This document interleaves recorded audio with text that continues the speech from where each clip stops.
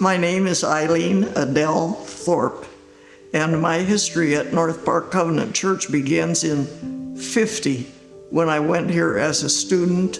At North Park, I became interested in Roger, and he became interested in me, and we were both interested in serving.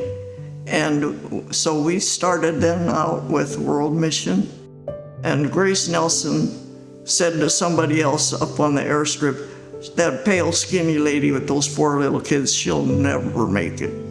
And about 20 years later, she finally said, she made it. From when we went until we retired was 31 years. But of course, there were breaks of a year now and then. My name is James Edstrom, and my parents are Carl and Vivian Edstrom. They were missionaries in Congo, or Democratic Republic of Congo, for over 40 years.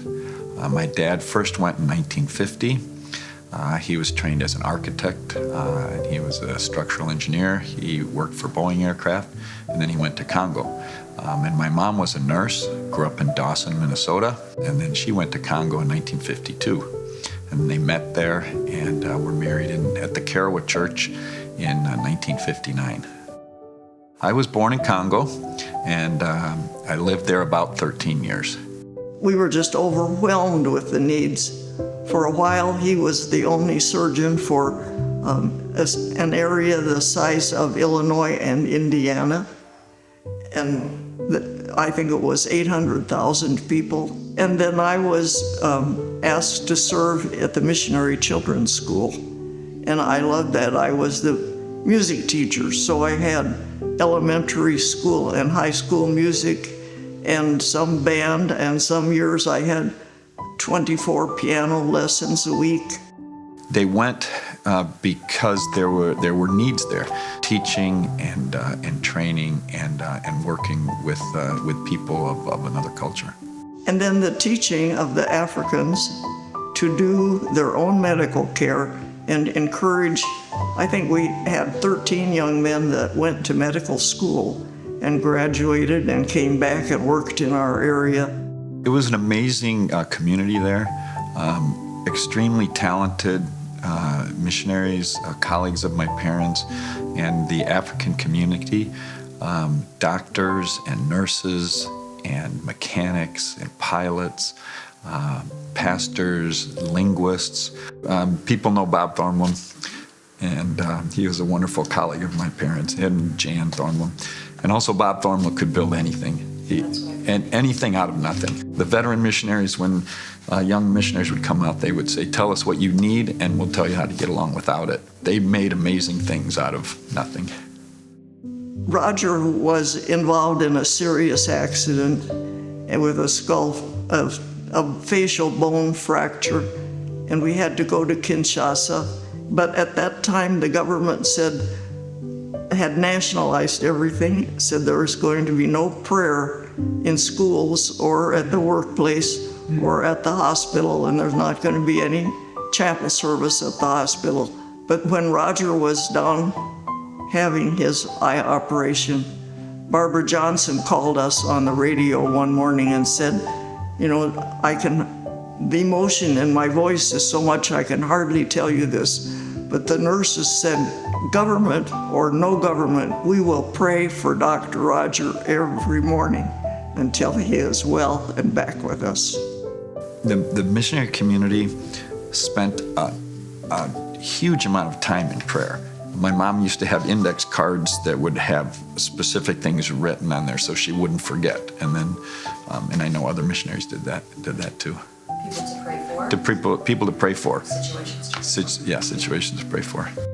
I would really like to encourage people to be a little more interested in the prayer calendar, because not only do they get to know their supported missionaries, but they get a little glimpse of what's going on all over in the covenant. And every day they come up with a little blurb, just one paragraph, but now you know where they are on that particular day and what they are doing and what their needs are. I remember if there was a big decision in the missionary community, they would sometimes identify the missionary the nearest to that big decision, who was going to be prayed for, and then they would let that person make kind of the deciding, I don't know, vote, or how would you because they knew, because of that prayer calendar, that so many people were praying for them specifically at that time.